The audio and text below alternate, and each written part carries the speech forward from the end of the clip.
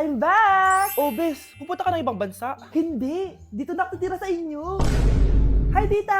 Anong ulam? Samantha, halika na dito, Be. Niluto ko paborito mo. Yan yung gusto ko sa'yo, tita eh. Oh, Scarlett, lagay mo na nga to sa kwarto ko. Kwarto mo. Ang kwarto ko ay ang kwarto mo. Wawa. Ano kaya pwede kainin dito? Ano ba yan? Bakit walang laman? Grocery naman kayo, Bes. Sorry po, nakakahiya naman sa'yo. Mahiya ka talaga. O ito na lang lutuin mo. Walang ya talaga tong babaeng to. Lagyan ko kaya to ng lason. Ay, tita, sobrang lakas uminom niya ni Scarlett. Tapos puro lalaki pa yung mga kasama niya. Aba, humanda talaga sa akin yung babaeng yan. Walang iya tong si Samantha. Sinisiraan pa ako sa nanay ko. Bes, kailan ka uuwi? Anong uuwi? Hindi na ako uuwi, Bes. Inampun na ako ni tita. Ay, hindi. Umalis ka na. Ginagawa mo akong katulong dito. Tapos kung ano-ano pa sinasabi mo sa nanay ko. Oh, anak, ba't mo naman pinapaalis si Samantha? Wala namang ginagawa masama yung tao eh. Oo nga, ang bait ko kaya. Kung hindi siya aalis, ako ang aalis! Friendship over na tayo, Samantha.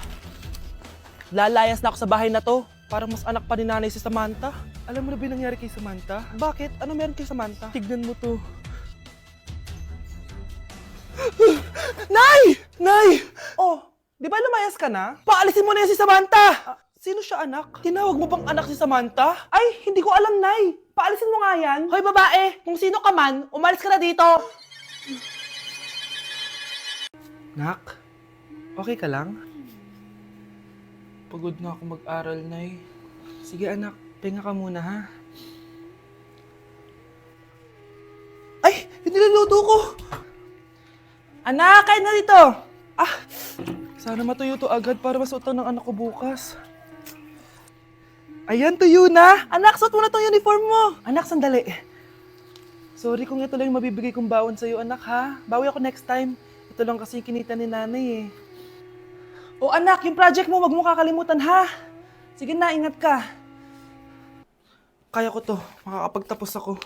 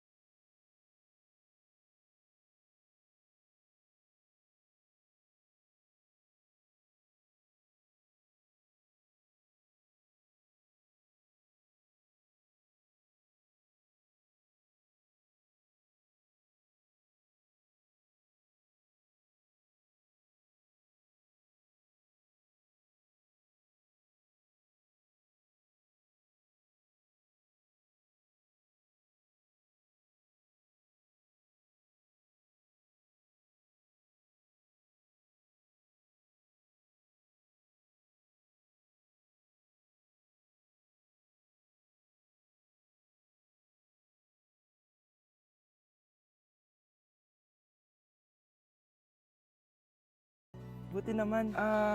Gusto mo pumasok? Hindi na. Actually, papunta nga ako sa bahay ng girlfriend ko. May surprise ako sa kanya. May girlfriend ka na? Congrats. Happy for you. Sige na, Scarlett. Una na ako. But then you gone and all so far away. Just give me my money. Yay! Just give me my money. Yay! Just give me my money. Just give me my money. So, pinaprank niyo ako? Just give me money. Just give me my money. Wala kayong money bukas. Wala kayong baon. Nay, joke lang yun. Kasi naman anong kakainin ko bukas? Sino ba kasi nakaisip na i-prank si nanay? Ikaw! Nay, bagsak po ako. Sige anak, bawi ka na lang next time. Hindi ka galit, Nay? Nakita mo yung reaction ko, di ba? Hindi ako nagalit. Hindi ako nagwala. Hindi ako nanira ng gamit. Very demure. Very mindful sa mararamdaman mo. Sige, Nay. Nay, gagala lang kami ng mga friends ko, sige anak, ingat ka, pinapayagan mo umalis, Nay? Di kita binawalan, di ba? Very demure, very mindful, very pinagkakatiwalaan kita at wag mong sirain ang tiwala ko sa'yo. Kaya umuwi ka na maaga, ha? Sige, Nay. Alis na ako. Anak! Anak, kain na! Sino yun, anak? Ah, Nay, boyfriend ko po. Pogi niya, no? Very cutesy. Tsaka kung akala mo mabubuntis ako agad, hindi, no? I'm very demure, very mindful, at very responsible kasi magtatapos pa ako ng pag-aaral ko. Oo nga, very demure ka dyan. Kain na. Nay, eto na po yung pagkain ni tatay. Thank you, anak. Pwede ba ako pumasok, Nay? Wag na muna, anak. Baka ma-stress yung tatay niyo, eh. Sana gumaling na si tatay. Ang tagal niya na kasing paralyzed, eh. Sige, Nay. Alis na ako. Mahal, papakainin na kita, ha? Pinaglutuan ka ni Scarlett. Nay, eto na po yung pagkain ni Ano yun, Nay? Ang baho. Ay, anak, mamaya mo na ibigay yan. Papaliguan ko muna yung tatay mo. Nagpupo na naman. Sige, Nay. Tao po, delivery po. Ano po yun? Kay Susan po, importante daw po to. Si nanay. Ako na lang po magbibigay sa kanya. Nay, may nagpapabigay po nito sa inyo. Binasa mo ba to, anak? Hindi po, Nay. Wag na wag mo tong babasahin, ha? Sige po, Nay. Mamamalengke lang ako na uulamin natin, ha? Ikaw muna magbantay ng bahay. Ano yun? Bakit sobrang baho naman? Saan nanggagaling yun? Dito sa kwarto nila nanay. Tay, nagpupo ka na naman, no? Yung envelope to, Death certificate? Hindi naman patay si tatay, Hello po. Buti naman po, ma'am, sinagot niyo na. This is St. Peter's Funeral. Kailan niyo po ipapaimbasa mo yung asawa niyo? Isang linggo na rin po kasi baka bumaho po yung bangkay niya. Anak, alam kong nasa kwarto ka ng tatay mo. Si nanay. Death certificate? Hindi naman patay si tatay, Anak, alam kong nasa kwarto ka ng tatay mo. Si nanay. Anak! Nay, tawag niyo po ba ako? Wala. Kala ko nasa loob ka, eh. Sige, Nay. Gagawan ko na po ng pagkain si tatay. Kailangan ko malaman ng totoo. Sorry, Nay. Kailangan kong gawin ito sa'yo. Nay, eto na po pala yung pagkain ni tatay. Ginawan din po pala kita. Buti naman naisip mo pa ako. Thank you, anak, ha. Welcome, Nay. Mahal, kain na tayo. Gumana yung plano ko. Kailangan ko na humingi ng tulong. Ang galing mo din, Scarlett, no? Pero mas magaling ako. Nay, hindi ka nahimatay? Anong akala mo sa akin? Tanga? Inamoy ko yung pagkain na binigay mo sa akin. At kaamoy niya yung lason na nilalagay ko sa pagkain ng tatay mo. Ang sama mo, Nay! Well, kailangan ko ang pera ng tatay mo. Inasawa ko lang naman yan kasi mayaman siya. Ipapakulong kita sa ginawa mo kay tatay. Sa tingin mo, maniniwala sa'yo ang mga pulis? May CCTV tayo sa bahay. Kitang-kita dyan na ikaw ang gumagawa ng pagkain ng tatay mo. Kanina pa nasa kulang mga pulis. At naririnig nila lahat ng sinasabi mo. Mga pulis? Nasaan na siya? Nakakatakot! Matalino ako, Scarlett. Alam kong gagawin mo yan. Binayaran ko ang mga pulis para din nila kulihin. Pera-pera lang. Walang iya ka talaga, Nay! Sumama ka na sa akin. Itali nyo na yan. At siguraduhin yung hindi makakatakas yan. Ano? Itatali! Hindi! Shh, Scarlett. Itatakas kita, ha? Alam ko lahat ng baho ng nanay mo.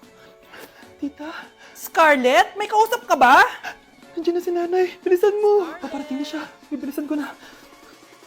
Ganda nito, Sana maging successful yung pagbebenta ko ng damit noon, ha? Mahal, ang dami nating ibebenta mamaya. Manifest natin na makabenta kayo, Nay, para makaahon na tayo sa kahirapan. Hindi ako makapaniwalang nabili ko na yung pangarap kong tig 200,000 na relo. Wow, ang ganda niyan, Tay! Anak, tignan mo to binili sa akin ng tatay mo. Diba ang ganda? Hala, di ba mahal yan, Nay? Mas mahal pa to sa bahay ng kapitbahay natin, no? Magbebenta ulit kami mamaya para mas marami tayong pera. Anak, binilang kita ng kotse. Gamitin mo to pag pupunta ka ng school, ha? Ha? Tay, di ko naman po kailangan ng kotse. Kaya ko naman po mag-commute. Gumastos pa tuloy kayo. Dami mo naman sinasabi, anak. Sige na, puntahan mo na sa labas. Wow! May sarili na akong sasakyan. Wow, ang ganda naman ng bagong kotse mo, Scarlett. Salamat po. Hindi ka ba nagtataka, Scarlett, kung bakit ang bilis niyong yumaman? Galing yun sa pagbebenta ng damit nila nanay. Ang dami na nga nila mamahaling gamit ngayon, eh. Sure ka ba? Na damit lang ang tinitinda nila? Nay, bumabagabag talaga sa isip ko kung bakit ang bilis nating yumaman. Ano ba talaga binibenta niyo ni tatay? Ano ka ba, anak? Malaki talaga ang kita sa pagbebenta ng damit. Pero, Nay, Wala nang pero-pero. Hindi ka ba masaya, anak? Na mayaman na tayo? Na nabibili natin lahat ng gusto natin? Sige na, mag-aayos pa ako ng benta ko. Mahal, nakauwi ka na ba?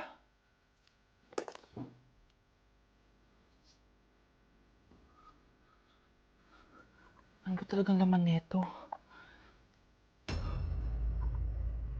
Nagbebenta sila ng laman loob ng tao. Wow, sobrang ganda, mahal. Buti naman nagustuhan mo, mahal. Nga pala, kinuha ko na yung laman loob ng kapitbahay natin. Si Rosa? Malaking pera na naman to. Mahal, hindi dapat malaman ni Scarlett to, ha? Ano yun? Nasaan yung ledger? Nandito lang yung kanina. Ba't mo winala yung ledger, mahal? Nandun lahat ng mga sikreto natin. Sinong tao dyan? Hi, classmates! Namiss niyo ba ako? Oh, anong meron? Mag-review ka na rin, be. May long quiz daw. Excuse me? Hindi ko kailangan mag-review. Stock knowledge lang. Wow, stock knowledge. Spell mo nga. Watch and learn. Okay, class! Ready na ba kayo sa long quiz? Sana madali lang. Bago tayo magsimula sa exam, isa lang ang rule ko. Bawal mangopya. Are we clear? Opo, Yes ma'am. po. Okay. Okay, let's start. Get one whole sheet of paper. Ma'am, 1 whole po ba? Minus 10 ka na agad. Okay, class. Time's up. Pass your papers. Sana pumasa ako. Nakakalito yung bandang huli. Ano kaya magiging score ko nito? Eh, ikaw, Scarlett. Ako? Feel ko nga bagsak ako eh. Okay, class. Mag-a-announce na ako ng scores, okay? Hello, yun na. Cheska, 12/20. Munti ka lang bumagsak. Miguel, 14/20. Pwede na. At Scarlett, perfect! Wow, paano nagawa ni Scarlett yun? Grabe namang stock knowledge siya. Ma'am, may kodigo siya sa kuko niyo. Oh. Ha? Totoo ba? Scarlett, patingin ang kuko mo. Kaya pala perfect ka? Dapat bagsak na yan eh. Ang daya. Ba, bakit ako babagsak? Eh, ang number 1 rule lang naman ni ma'am ay bawal mangopya. May sinabi ba siyang bawal maglagay ng sagot sa kuko? Meron ba? Ba't parang kasalanan ko? May point si Scarlett.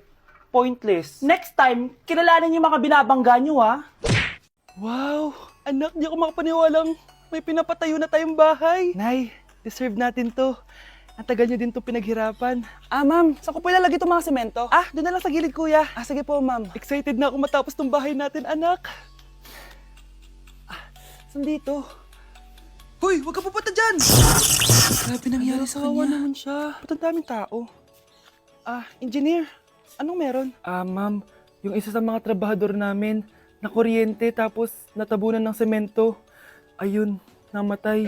Ha? Paano nangyari yun? May nag-utos ata sa kanya na ilagay yung semento sa gilid. Madami live wire dun eh. Ay. Ang problema, ma'am, kung tatanggalin pa namin yung katawan niya sa ilalim ng semento, baka hindi agad matapos tong bahay niyo. Hindi pwedeng hindi matapos agad tong bahay na to. Di bale, babayaran ko na lang yung pamilya nung namatay. Nay, sigurado ka ba? Sige po, ma'am. Sige na, ituloy niyo na yan. Congrats po, ma'am. Natapos din yung bahay niyo. Ang ganda, di ba? Wow, ang ganda. Maraming salamat, engineer. Una na po ako, ma'am. Anak, tara pasok na tayo. Wow, ang ganda ng loob. Nay, hindi talaga ako mapakali na may bangkay dito sa ilalim ng bahay natin. Huwag kang okay, anak. Kasalanan niya naman kung bakit siya namatay eh. Ay, matutulog na lang ako sa bago kong bahay. Wow, ang ganda ng kwarto ko. Ano yun? Kasalanan mo kung bakit ako namatay. Nay!